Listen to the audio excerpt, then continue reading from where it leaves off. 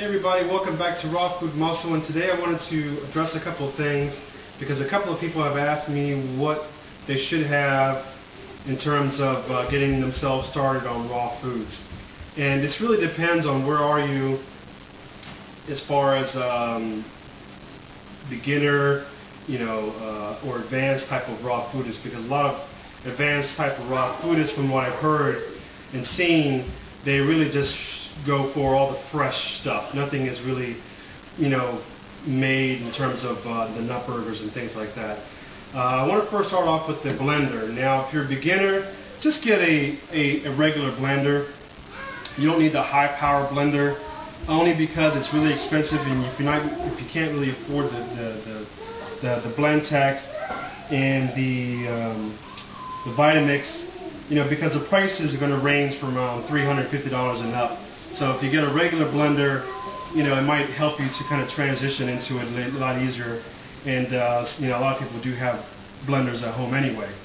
The one thing I will say about the Blendtec versus the Vitamix is that the Vitamix, I don't have a Vitamix, I only have the Blendtec. The Vitamix has a stick that is really convenient to have, because when you're grinding down the food, at least on this one, if it's not enough liquid in it, I have to put water in it or some type of liquid to help grind it all down, whereas the Vitamix has a tamper stick, and then you just kind of mush it down, and it's kind of easier and more convenient. So that's one thing I will say about the Vitamix and the Blendtec.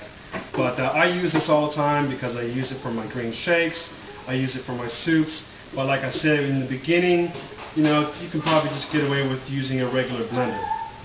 The other thing is to have, you might want to have, is the food processor. Now the food processor, again, is really up to you, because it depends on what you're planning on making. Now this one, and the prices are going to range from $60 approximately. I think this one's called a Oster food processor. And I use it quite a bit when I'm making my crackers, when I'm making any type of nut burgers or things like that. And so it just kind of depends on what you plan on making. I want to think about getting a juicer. Now this is something that Dan uses a lot. Not this particular one, I don't think. No. And he uses it all the time. I don't use the juicer as much as I probably should. I use a lot of the Blendtec. I make my shakes in there. But now this one is the juicer made by Jack LaLanne's, which runs about $100, and it's a fairly nice piece of machinery. There are ones that are kind of really high up in price if you want to get to the more advanced type juicers. But you don't really have to do that kind of thing. But if you do, the Green Star juicer is probably one of the best from what I've heard. They're range from $500 and up. So that one's a little pricey. So it really just depends on, if you want to do a lot of juicing, or if you want to do a lot of mixing with the Blendtec. But this is just some of the things you might want to think about. The other thing that I would highly recommend, at least if you're making a lot of different types of prepared foods, is the coffee grinder. Now the coffee grinder is only $20–25, and this thing works magic, man. I'm really impressed with that, and I use it for a lot of different types of things that I mix with, and so it's a good thing to have. The other thing is a milk bag. Now the milk bag, runs about $8, and the good thing about the milk bag, when I'm making my nut milk, my own milk that I have for whether I make it for shakes or cereal, I blend it all up in here with the water, and I pour it in here, and then I squeeze it all out. And I'll probably be showing you guys a video on that sometime soon. But these are really inexpensive, and even if you really wanted to, you can, instead of getting a juicer, or if you don't have a juicer because it's really expensive, you can grind down your vegetables in here, and then you can take it out and pour it in one of these bags, and then just secrete the juice out of it, and then use a pulp for other types of dishes. Like I like to make my crackers with the pulp sometimes. So you can use this. It's only $8. It's, you know, way cheaper than spending $500, but it really just depends on what you want to do. So the other thing I don't like about the juicers is that you have to clean all the blades and all that kind of stuff. And you know, when you're making shakes, you know, two times a day, maybe 3 times a day, especially when it's warm out, you know, it can get a little bit annoying. Now the other thing is the mini blender. Now this thing I use all the time because I'm chopping up, you know, onions, I'm chopping up some of my nuts, my seeds, and this one only ranges, you know, $20, so this is not too expensive. So it's nice and convenient to have. It's nice to be able to chop up your nuts and seeds in there because it's something that I use when I'm putting my cereals together. So I chop up some of my seeds, some of my nuts, whatever else I might want to think of, and kind of, you know, put it in there, grind it all up, and then put it on my cereal.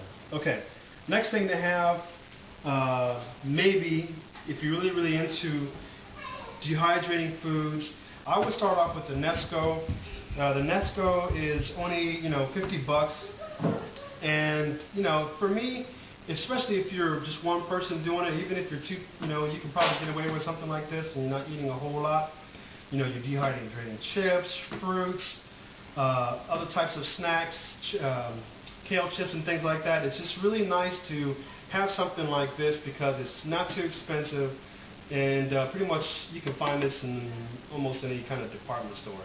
If you want to move up to the, you know, nicer type of dehydrator, then I have the good for you version, and I like it a lot. It's worked for me, and the only thing I will say, by the way, this one, it comes in 2 different variations. The 6 trays is $140, and then you have the 10 trays for $170.